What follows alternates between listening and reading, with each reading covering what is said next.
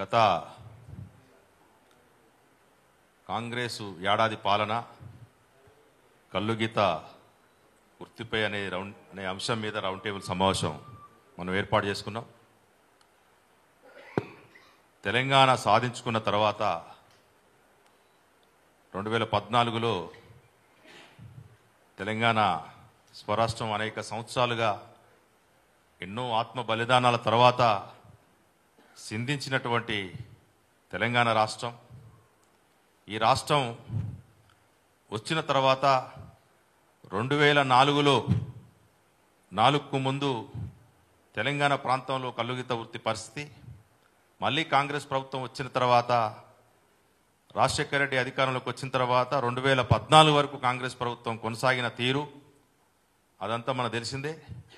ఈ 10 సంవత్సరాల కాలంలో తర్వాత ఇప్పుడు డిసెంబర్ 7 నుంచి మొన్న డిసెంబర్ 7 వరకు సంవత్సర కాలం ఎన్నిటి పట్ల అన్ని సంఘాలుగా మేము పెట్టిన సమన్వయ కమిటీ ఈ రౌండ్ టేబుల్ సమావేశం ఉద్దేశాన్ని ప్రధానంగా ఒక 5-6 పాయింట్లలో చెప్పదలుచుకుంటే, ప్రభుత్వం అధికారంలోకి రావడానికి కాంగ్రెస్ ప్రభుత్వం మేనిఫెస్టోలో కొన్ని అంశాలని పొందుపరచడం జరిగింది.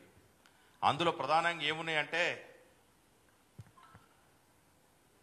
జనగామ జిల్లాని సర్దార్ సర్వేపన్నతోటి ప్రత్యేకంగా జిల్లా ఏర్పాటు చేస్తామని వాళ్ళు ప్రధాన అంశం పెట్టారు. రెండో అంశం 25% వైన్సులలో బార్లలో గౌడ్స్కు కల్లుగీత వృత్తిదారులకి కల్లుగీత సొసైటీలను స్పెసిఫిక్గా చెప్పలేదు, కానీ గౌడ్స్కు 20% వైన్సులలో మేము రిజర్వేషన్లు ఇస్తాము అని చెప్పడం జరిగింది. మూడో అంశం ట్యాంకు బండి పైన సర్దార్ సర్వేపన్న విగ్రహాన్ని నెలకొల్పుతాము అని చెప్పడం జరిగింది. నాలుగో అంశం ఏదైతుందో 10 లక్షల రూపాయల ఎక్స్గ్రేషియో. అంతకుముందు కూడా గత పిఆర్ఎస్ ప్రభుత్వం కూడా 5 లక్షలు ఎక్స్గ్రేషియో 5 లక్షలు ఇన్సూరెన్స్ అనే పేరుతోటి అన్నారు.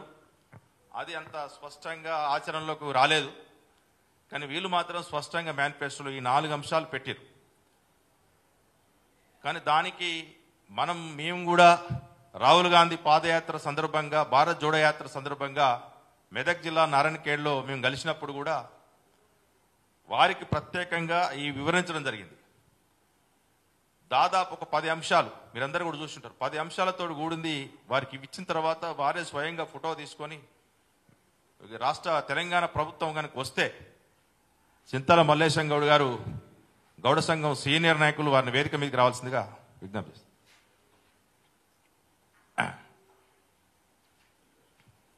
చిన్నగా అడ్జస్ట్ కావాలి. అయితే అప్పుడు కూడా మనం అనేక అంశాలని వారి దృష్టికి తీసుకుపోయినాం.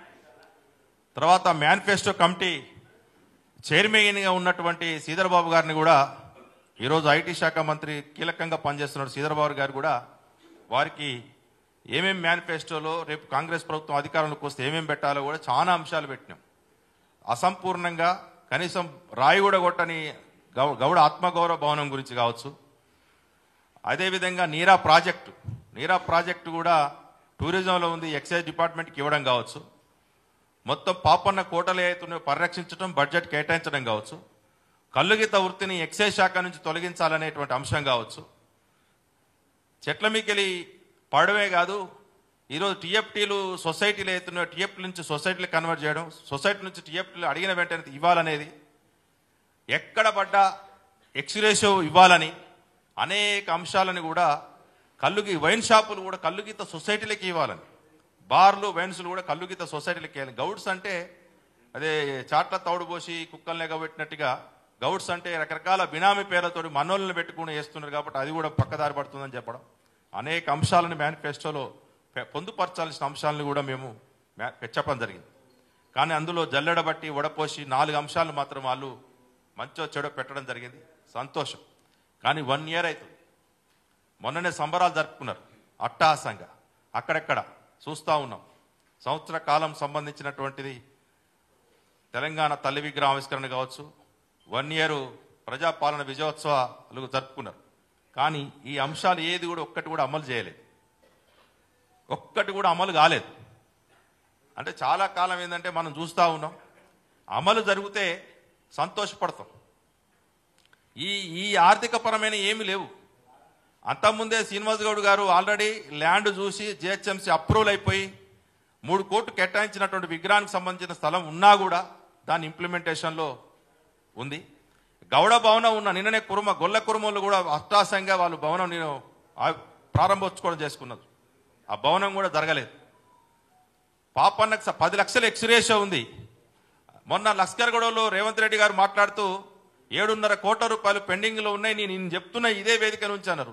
అది చెప్పి కూడా 6 నెలలు అవుతుంది. ఇప్పటికి మన పెండింగ్లో ఉన్నట్టు చెట్ల మీదకి వెళ్ళబడి మరణించినటువంటి మన గౌడన్నలకు సంబంధించిన ఎక్స్రేషియో కూడా ఇంతవరకు రిలీజ్ కాలేదు.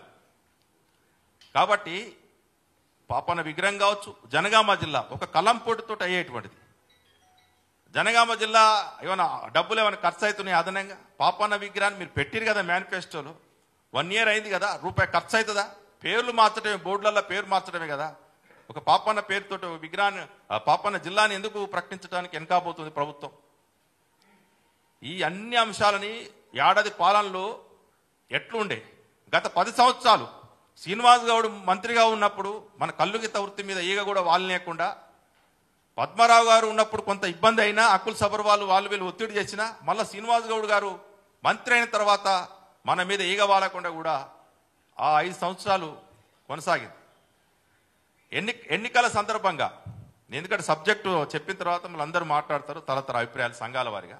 ఎన్నికల సందర్భంలో హైదరాబాదులో కళ్ళు దుకాణాలు అన్నిటి మీద షాంపీలు, నార్కోటిక్ పోలీసులు దగ్గర ఒక్కొక్క కళ్ళు దుకాణానికి 40 మంది నుంచి 50 మందానికి వచ్చి AK-47 గన్నులతోటి బలవంతంగా వాళ్ళకి షాంపీలు ఎలా తీయాలో తెలియదు, ఎట్లా దానికి సీల్ చేయాలో తెలియదు, ఎవరికి అప్పగించాలో తెలియదు.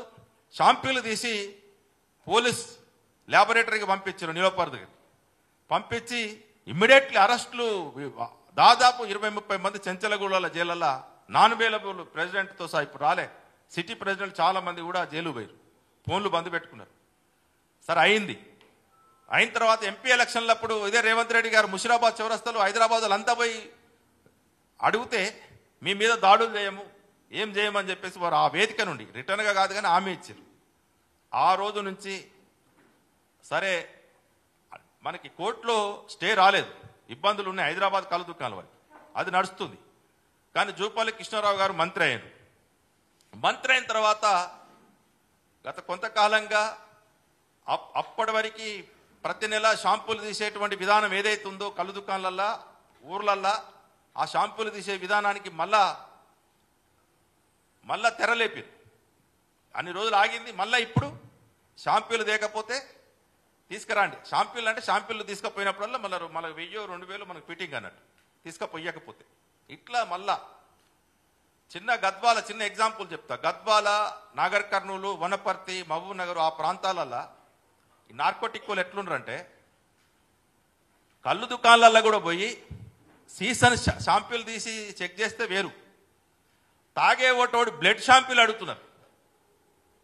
తాగుతున్న గిరాకీల బ్లడ్ షాంపూలు ఇవ్వండి, మీరు తాగిన తర్వాత మీ బాడీలో ఈ కళ్ళు ప్రభావం ఎంత ఉందో, ఎంత పర్సంటేజ్ ఏం ఆల్కహాల్ ఉందో ఇందులో అని చెప్పి బ్లడ్ షాంపూలు తీస్తూ ఉంటారంటే, గిరాకుల్ని కూడా అట్లా ఇబ్బంది పెడతా ఉంటారంటే ఏడాది పాలనలో ఎడిపోతున్నాం మనం. చాలామంది అనుకుంటారు ఏదో బాలరాజు అన్న కళ్ళు దుకాణాలు బంద్ అయినాయి కదా, నాకు ఫోన్లు చేస్తూ ఉన్నారు, ఆ బంద్ అయినాయి కదా, ఇదేదో ఆ సందర్భంగా మీటింగ్ పెడుతున్నాను కాదు. మొన్న నేను స్టేట్మెంట్ ఇచ్చిన తర్వాత చాలామంది మెదక్కేలు ఫోన్లు, నిజామాబాద్, కామారెడ్డి, ఆదిలాబాదు, నిర్మల్, మంచిర్యాల, హైదరాబాద్ వాళ్ళు, మహబూబ్ నగర్ వాళ్ళు చాలా మంది ఫోన్లు చేసి సరైన సమయంలో మంచిగా స్పందించిరే. చాలా బాధలు ఉన్నాయి, ఏం అనేటట్లేదు, గట్టిగా చెప్పుకుంటే మళ్ళీ ఆడ మమ్మల్ని ఈ దుకాణాలు ఆడ సీల్ చేస్తారో, ఏడ ఇబ్బంది పెడతారో అని గట్టిగా చెప్పుకోవట్లేదు. మీరు సంఘాలుగా నన్ను స్పందిస్తున్నారు, బాగుందని చెప్పారు. ఇదేమన్నా హైదరాబాద్ సమస్య కాదు. 74 కళ్ళు దుకాణాల అది వెంటిలేటర్ మీద ఉన్నాయి, ఇప్పుడు స్టే మీద నడుస్తున్నాయి. స్టే కూడా ఇయ్యలే, మామూలుగా ఏదో చూసి చూడనట్టు వదిలేసినందుకు అవి కళ్ళు దుకాణాలు నడుస్తున్నాయి. రేపటి రోజున ఎప్పుడు బంద్ అవుతుందో తెలియదు. హైదరాబాద్లో ఎదురుంటుంది ఏ ఉద్యమంలో హైదరాబాద్ కళ్ళు దుకాణాలు చాలా మంది తెలంగాణ ఉద్యమంలో కానీ ఎక్కడ రాలే. మేము రాజశేఖర రెడ్డి బంద్ చేసినప్పటి నుండి ఎన్నోసార్లు ఉద్యమాలు చేసినా ఎక్కడున్నాడు, వచ్చిన తర్వాత 10 ఏళ్ళు బాగానే అమ్ముకున్నారు. మళ్ళీ ఇప్పుడు మళ్ళీ ఏదో ఇబ్బంది అయ్యేసరికి మళ్ళీ ఐక్యమయ్యారు, మళ్ళీ ఇట్లా అవుతా ఉంది. అందుకే మనం అనేది ఏంటంటే ఏడాది కాంగ్రెస్ పాలనలో కళ్ళుగీత వృత్తిపై ఎలాంటి ప్రభావం పడదనంటే మా సమన్వయ కమిటీగా మేము చెప్పేది అన్ని అంశాలు ఇవన్నీ వస్తాయి. అదే సేఫ్టీ మోకులు అన్నారు టాటా మ్యాక్ సంబంధించినవి చాలా లేవు 10,000కి ఆడ ఇచ్చే బడ్జెట్ లేక వాడు ఇచ్చేటోడు అప్పులుండి వాడు ఇవ్వట్లేదు ఇంకా తయారు ఇచ్చేటోడు ఇవ్వట్లేదు ఎక్స్రే సరే ఇస్తే చచ్చిపోతారా ఆ ప్రమాదాలు నివారించవచ్చు అంటే అవి ఇవ్వట్లేదు పడ్డ తర్వాత ప్రమాదానికి సంబంధించిన ఎక్స్రేస్ ఇవ్వట్లేదు చూస్తా ఉన్నాం అంటే బడ్జెట్ లేదు మరి గొల్ల కుర్మలకి బడ్జెట్ ఎట్టొస్తుంది మిగతా కులాలకు ఎట్టొస్తున్నాయి మనకెందుకు బడ్జెట్ ఉండదు మనకు పొన్నం ప్రభాకర్ గారు ఉన్న తర్వాత మహేష్ అన్న పిసిసి అధ్యక్షులు అయిన తర్వాత మదన్న ప్రకాష్ గౌడ్ చాలా మంది కాంగ్రెస్ లో పెద్ద ఉద్దండులు ఉన్న తర్వాత కూడా మనకు బడ్జెట్ రాకపోవడం మనకి కనీసం ఎక్స్రేషియో డబ్బులు కూడా రిలీజ్ కాకపోవడం 7.5 కోట్లు ఇవ్వలేని పరిస్థితి అంటే గత ప్రభుత్వం మన మీద ఎలాంటి ఇబ్బంది పెట్టలేదు కాబట్టి సార్ సంక్షేమం కూడా ఏమి ఇవ్వకపోవచ్చు కానీ వృత్తి కొనసాగేటట్టుగా అవకాశం ఇచ్చారు ఎక్స్రేషియో సంబంధించి ఎక్కడ పెండింగ్లో పెట్టలేదు అవి ఇచ్చారు కానీ ఈ ప్రభుత్వం మాత్రం ఈ 1 ఇయర్ లోపల మనకు చాలా ఇబ్బందులు జరుగుతూ ఉన్నాయి ఇచ్చిన హామీలు అమలు చేయట్లేదు వృత్తిపైన నిర్బంధం కొనసాగుతుంది మళ్ళీ కాంగ్రెస్ ప్రభుత్వంలో మళ్ళీ ఏమన్నా పునరావృతమై పాత రోజుల్లాగానే కలుగుత వృత్తిపైన ఏమన్నా మళ్ళా లిక్కర్ పెంచుకోనికి బడ్జెట్ లేదు కాబట్టి లిక్కర్ పెంచుకోనికి మళ్ళీ కళ్ళు దుకాణాలు ఏమైనా కథం పట్టించి మళ్ళీ ఏమైనా మీరు చీప్ లిక్కర్లు మళ్ళీ ఆప్టేక్ పెంచుకునే ప్రయత్నం ఏమైనా కుట్ర దాగి ఉందా దీంట్లో అనేటువంటిది కూడా మాకు సందేహంగా ఉంది కాబట్టి అందరూ కూడా ఆ అభిప్రాయాలు చెప్పాలని ఈ ఉద్దేశంతో మనం ఈ రౌండ్ టేబుల్ ఏర్పాటు చేసుకోవడం జరిగింది కాబట్టి ఈ పద్ధతిలోనే అందరూ మీ అభిప్రాయాల్ని సంఘాలుగా చెప్తే బాగుంటుందని చెప్పి కోరుకుంటూ సెలవు